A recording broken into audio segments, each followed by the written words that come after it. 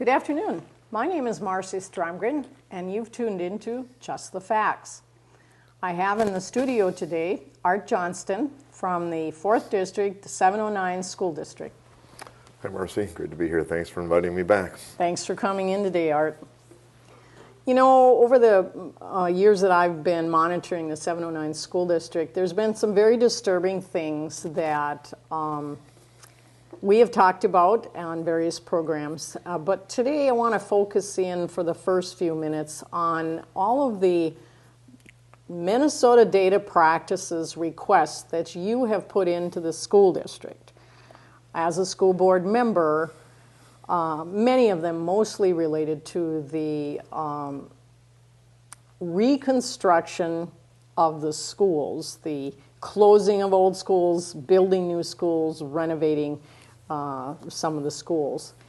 And what those data practices requests were for was for you to understand a lot about the contracts and how the money was being spent. And Johnston Controls was the overseer, the overhead of the whole reconstruction. So could you please explain to our viewers what it is, that information that you were seeking that would have benefited you in your work as a school board member? Sure, Marcy. As a school board member, I think I'm entitled to know most of the things that happen financially with the district. One of the Data Practice Act requests that I had came up as a result of my questioning, first of all, is how we spent some of the money. Remember, we have a $315 million building project that's now completed, started back in about 2010, so it's now completed.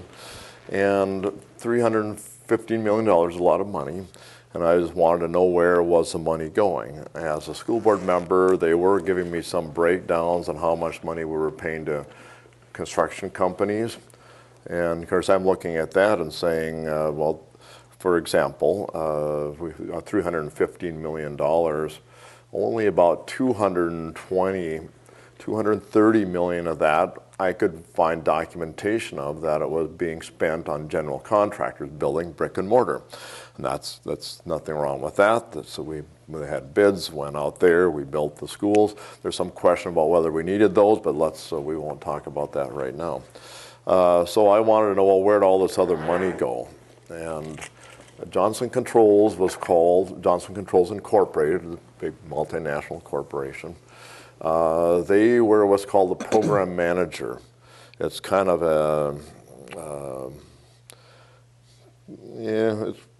I think kind of a shady, kind of a shady production. The program manager comes in. As they go in, they supposedly look at all the schools. They find out, they give them supposedly engineering estimates about what's wrong with the schools and how they can go through and build new ones. Then they go through, they hire architects, and then we eventually get all these new schools. Now, there's obviously a lot of questions on that from an economic point of view. There's a lot of overhead there, a lot of third parties. Okay, why are we paying Johnston Controls? Johnston Controls pays architects. We don't hire the architects. School board didn't even know what architects we had on staff. Then they went and hired them, and then Johnston Controls went and hired a general contractor to do that, and that was Bossard Corporation, Cross Anderson, big construction companies. I don't have any problems with any of that. But the thing is where did all the money go? We know how much went to the general contractors like Johnson or like Bossard, Cross Anderson. But there was still all this other money left over, like tune of about $80 million that I could not account for. So I asked for, I wanted to know because I had the Johnston Controls contract, and yeah, they deserve some. That you can argue over what they did, but it was a legal contract. I'm assuming it was legal, and they were supposed to get some money for this program management. Okay, it was a contract, they deserved that, but it was only, as far as I could see, they were supposed to get like $30 million. And well, what's all this other? We still had like $60 million. I didn't know where it went. So I started asking questions. Now, one of the things, I did get some responses from the district. I got four. I originally asked, I said, well, I know what all the change orders were on the construction. I'm a constructional engineer. I do a lot of contract administration for the federal government. I used to, now I'm retired. So I know how contracting works. So I didn't see any real problem on the buildings, the brick and mortar end of things. So the only place I want to know was, well, where did this money go? So I asked the administration, were there any change orders for the Johnston controls portion of the contract? That's that program management part. And I didn't get anything and didn't get anything. And eventually, I did get some stuff. I didn't get what I wanted, but it kind of piqued my interest.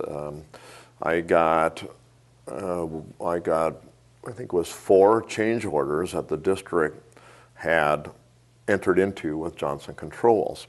The total amount of those 4 change orders was about $12 million.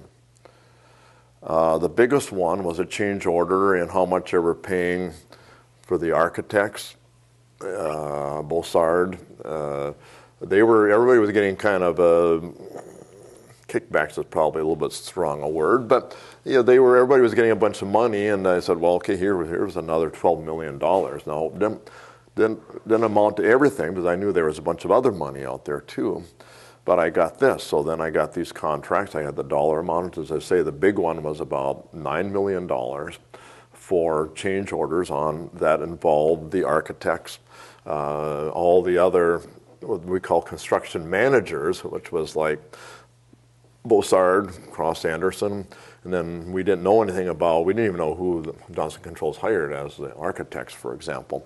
So we didn't know who they hired, we didn't know how much it went. But I did have the amount of money that the school negotiated, apparently, with Johnston Controls, and that was that $12 million. The big one was about $9 million. Excuse me, when you say the school, who are you referring to? That did not come before you as board members. Yes, without thank getting you. too long on this, because we got a certain time frame here, but it wasn't the board members that made the decision to dispense that money differently. Those things were not under your authority. Yeah. Who was doing the decision making? Okay, by the district I mean the administration of the school, which is the superintendent and his staff. In addition to having Johnston Controls a program manager, we have an administration. We have a person who's supposed to be in charge of the construction that represents the school. Anyway, they came up with this. So you made a very good point, and that's what concerned me. Remember, I was on the school board. At the time, I'd been on the school board for 4 years, asking for this stuff, never getting it. I finally got it, but then when I got it, I looked at it, and I said, this is a whole lot of money. How come I was never told about this? So the decision had been made, and you were not made aware of it. Yeah. Okay, now let's move on then to what did you do after that? You then got partial information, so you decided to go where else to see if you could get an enforcement of all of the information that you wanted. Well, then we come down to the Minnesota Government Data Practices Act, and that, just so you know, that's a Minnesota state counterpart to the Freedom of Information Act. I think they're related somehow, but it states all governments have laws. I think all states have laws that say the state governments have to provide information to the public so we know what's going on, where is our tax money being spent, etc. So I found out we had these $12 million in change orders, and I wanted to know who approved it. Okay, I did find out that it was the signature. I have the change orders. The signature was signed by the chairperson of the school board, which happened to be Ann Wasson, Tom Casper, Tim Grover. None of them are on the school board anymore. Okay, that brought more questions than it resolved, because I'm a school board member, and Minnesota law says, what I understand, and we pass every year on an annual meeting, is that for any contracts over $25,000, that must go back and be approved by the school board. That obviously didn't happen. I mean, the Duluth News Tribune didn't know about it. They do some reporting, not the best, but they do some. I asked them, hey, do you ever hear about this? No, we went back and looked at all the minutes. Did I fall asleep at some meeting when this came up and I didn't know about it? We went back, did it happen before I got on the school board? Well, obviously it didn't, because the dates were after that. We could not find anything. There's nothing in the minutes of the school board. And we approve expenditures of money. That is one of our main functions, is approving budgets, expenditures of money, and hiring and firing the superintendent and setting policy. Well, one of our policies is that anything over $25,000 must be approved by the school board. Now, approved by the school board doesn't mean the chairperson signs off on it. It means coming before the school board, because when we're going to do this kind of stuff, that's the whole point of Freedom of Information Act, is what is the government spending on? People, the public, is supposed to have an opportunity to express their opinion when government funds are going to be sent. They don't make the decision, but they do have a right to know what's going on. They have a right to take that information and express their opinion to their elected officials that do make the decision. Is this a good idea or not? And if the officials don't have the information and the public doesn't have the information, then something's going on behind closed doors, very obviously. And that's what we're getting at here, is we have sat long enough wondering what to do. And now I think we need to take a step towards some kind of an organization who is willing to listen to this and analyze if there is some culpability here that has to be thrown back to administration that's currently sitting in power, because some of those school board members are no longer on the board. But you can't hold the people that didn't know on the board, you can't hold them accountable for not getting the information when it was kept secret from you. So now, okay, after that, you then went, what other areas did you try to get some help from? Did you go to the county attorney? Did you go to the state of Minnesota? Explain what you did after that. Okay, well, before I do that, I want to say, I was a contract administrator for the federal government, so I know that. I know a lot of contracting officers from the federal government, and the branch that I worked for, I think, is very good at doing a good job. And they happen to live in Duluth, and they heard about all this stuff, because I ended up writing a column in the paper saying, well, where did this money go? We have to have accountability. My old contracting officer for the federal government that actually writes the checks, they told me, he actually called me up and said, Art, you better resign. I mean, you can be responsible for this. And I said, well, thank you for your opinion. This is coming from a very respected contracting officer for the federal government. And I said, no, this is why I brought it up. I'm there to witness what happened. And I'll do everything that I can. I'm not liable, I don't think. I'm hoping not liable, because I'm doing everything I can to bring awareness to the public. So what did I do? I thought this was really, I thought it was illegal as a school board member.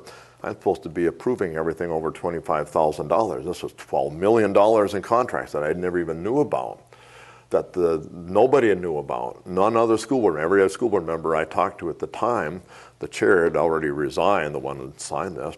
They said they didn't know anything about it. No, they didn't know anything about it. So who was making these decisions in the dark? So what I did, I made a Minnesota Government Data Practices Act request. It's a standard form. It says, do you want this? And we got to be specific. I wanted specific information on who signed the contracts, who gave permission, what kind of negotiations went on between the district and Johnston Controls, because I wanted to know, was there something done wrong or not? And I did that probably 3 years ago. I got no response at all. They were giving me the change orders before I did that, but then when I found those, I said, oh my gosh. Well, now, okay, so you got to tell me how this all came down. Who approved this in the administration? So the administration wouldn't answer you. Then what did you do? Where'd you go after that? Okay, well, it didn't respond. Now, the protocol for Minnesota Government Data Practices Act enforcement is that you go to the Office of Administration, which is the state of Minnesota, or Department of Administration, I think it's called, and they have a thing called IPAD. I forget what the initials stand for. If you have a complaint, you send it to them, and they make a determination that, yes, you're going to do something. I talked to them about it. Now, the trouble with that is that they have no enforcement rights whatsoever. Now, I did not make a formal complaint with them. What I did, since this involved contract money, again, where do you go as an elected official when I want to try to bring awareness of something which I think $12 million, that's a lot of money. Where did it go? Who approved it? Why? What was it for? And so I did three things. One, first of all, I talked to the Attorney General in the state of Minnesota, and I got a note back from them that said, we understand you want this and you have concerns about how this money got spent, and well, you should talk to your superintendent or maybe talk to the Minnesota School Board Association. And these are independent school districts and we really don't have any authority over that. Literally what they said. This is the Lori Swanson, the Attorney General in the state of Minnesota. And what year was this, Art? This was in 2012. Okay, so then what did you do? Okay, then they also said, well, you should talk to the auditor and maybe talk to the Minnesota Department of Education. So I dutifully went in and sent a letter to the Minnesota auditor, which is Rebecca Otto. They sent me back almost identical letter, said, well, we have no authority over this. You should talk to your superintendent. It's getting to be an old record. And if you want, you could talk to a private attorney, and you could maybe they could do something. I also said they weren't responding to my Government Data Practice Act request. Okay, so that I blew that off. Then of course I sent a letter. Then they said, well, maybe talk to the Minnesota Department of Education, because they are the ones that. There is also other questions here. Where is the money being spent? And they're the ones that approve the change orders that are sent yes, in. because So- they'll go through the review and comments, and I thought Review, the Minnesota Department of Education should be responsible to make sure the money is being spent, at least complying with the review and comment that was approved by the state. And that had it broken down how much every school would cost. They had the things, and I think that that was not being complied with. There were some buildings that we got review and comment approval on that had already been built, for example.